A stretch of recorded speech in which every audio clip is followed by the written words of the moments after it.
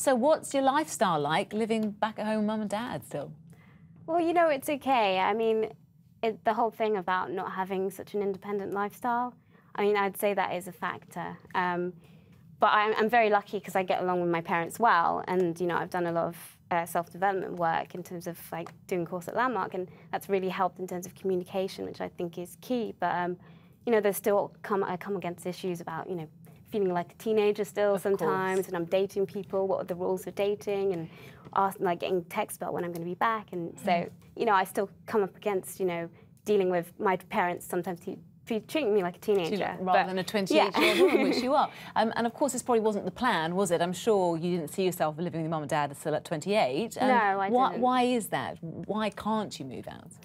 Well, I think for me, I've been looking for work in the media, and I know that, I mean, in the media, it's particularly competitive, and I've done, you know, a few internships, and those are unpaid, which I think is another thing that, you know, is very unfair and needs to be changed.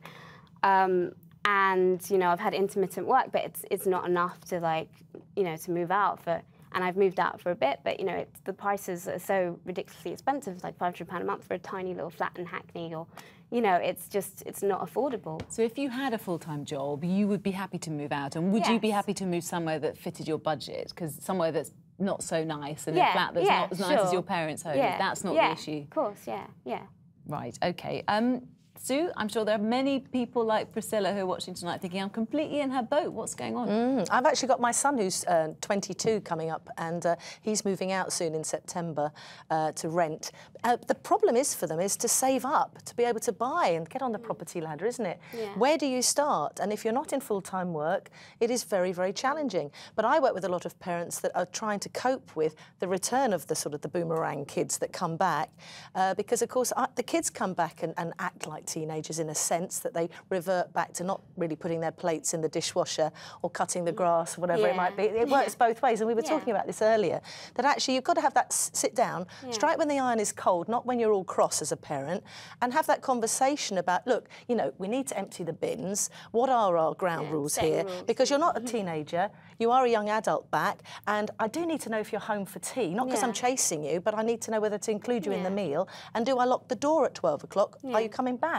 So it's communication, isn't it? Yeah, and you get that your parents are concerned about you. It's just kind of setting the boundaries. It's another new stage of your life. That's all. We've had lots and lots of viewer comments on this. This is from William, I should say, William Thomas via Facebook. He says, it looks like parents, not necessarily your parents, Priscilla, won't cut the apron strings and teach them how to manage their monies.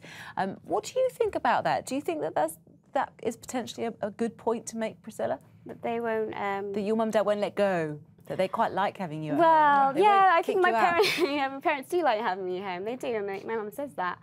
And I think I know, but I understand it. I mean, you're a mum, and they're always, you know, I'm always going to be a little girl. You know, she always wants to look after me. She always wants the best for me, and she wants to protect me. Do you see this, Sue?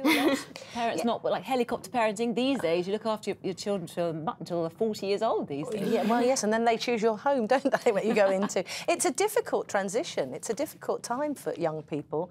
But I think, really, again, coming back to it, you need to be able to communicate the differences. And it's not about that the kids don't want to go. It's sometimes they just can't afford to go, even though they're working very hard.